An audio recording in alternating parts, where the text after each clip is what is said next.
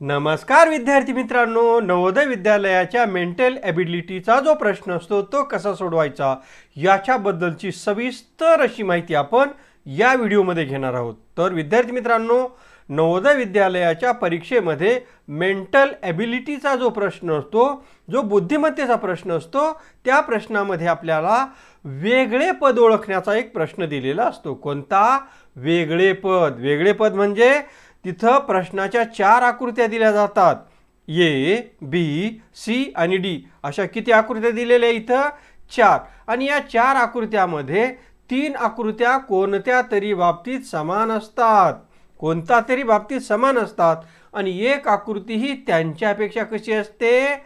निराळी असते। त्यांच्यापेक्षा निराळी म्हणजे वेगळी असते। तर ती वेगळी असलेली आकृती आपल्याला दिलेल्या पर्यायामधून वेगळी काढायची आहे। चला तर मग पहिला ऑप्शन बघतोय आपण।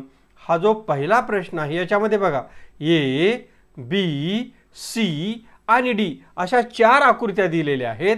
या 4 आकृत्यापैकी पहिल्या आकृतीमध्ये आहे वर्तुळ, तिसऱ्या आकृतीमध्ये आहे वर्तुळ आणि चौथ्या आकृतीमध्ये आहे वर्तुळ। म्हणजे या 3 आकृत्या वर्तुळ आहेत, म्हणजे सारख्या गटातल्या आहेत। आणि ही जी बी आकृती आहे ही काही वर्तुळ नसून ही काय आहे? षटकोन। म्हणजे ही आकृती वेगळी आहे, म्हणून हा पर्याय याचा उत्तराचा येतो। आता आपण दुसरा प्रश्न बघूया। बघा, दुसऱ्या प्रश्नामध्ये इथं चौकोन आणि वर्तुळ, दुसऱ्या आकृतीमध्ये चौकोन आणि वर्तुळ, तिसऱ्या आकृतीमध्ये चौथ्या आकृतीमध्ये चौकोन आणि वर्तुळ, परंतु तिसऱ्या आकृतीमध्ये काय दिलंय? वर्तुळ दिलंय। पण हे कसं आहे वर्तुळ? भरलेलं वर्तुळ आहे। कसं आहे ते वर्तुळ? भरलेलं।